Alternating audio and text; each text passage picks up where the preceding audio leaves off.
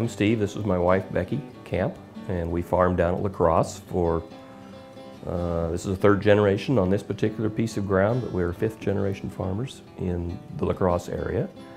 We farm just under 3,000 acres. We live in a what's considered a 12 to 14 inch rainfall area. I've made a crop on as little as six inches of rain, and a couple years ago we had about 4 to 6 inches more than our normal rainfall. This is normally wheat country.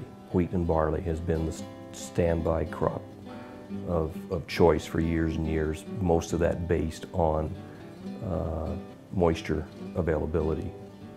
And the only rotation choice that we had was barley to help break up some sort of disease cycles if we could.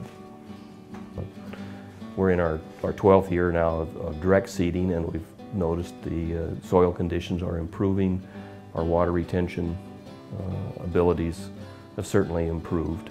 I've been able to rotate winter peas and spring peas into that rotation with good success. So that, along with oil seeds like camelina and canola, that could leave us into a 4-year rotation, maybe in a 5-year rotation. I'm impressed what canola and camelina will do in this area. So as a brassica plant, that will probably remain high on my list for quite some time as one of the rotations. We first got started with camelina about 6 years ago as a contract grower. As far as farming practices, I did most everything wrong the first year, and I still ended up with 200 pounds the acre more than the best spring canola crop I could ever raise. Anytime you take on a new crop,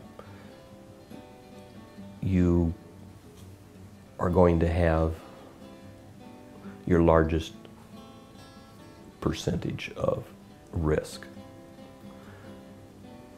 Like any crop, the more you grow it and the more comfortable you become with its properties of how to grow it, and then I think the risk lessens substantially, because as you lessen that risk, you are improving your soil health. And again, the healthier the soil is, the less risk of having problems. But again, if they're all brassicas, you're not really adding much rotation. So I need a different mode of action, plant action, in order to consider it a real rotation. So we're going to mix grasses and legumes and brassicas and whatever else might be out there. I really believe that, if each of those rotations has a direct advantage to the soil health, then I'm going to leave this farm in much better shape than we took it, and that's one of our goals. Frankly, at this point in my life, I'm thinking about it, if I could find 12 crops that would grow down here, I'd be in a 12-year rotation.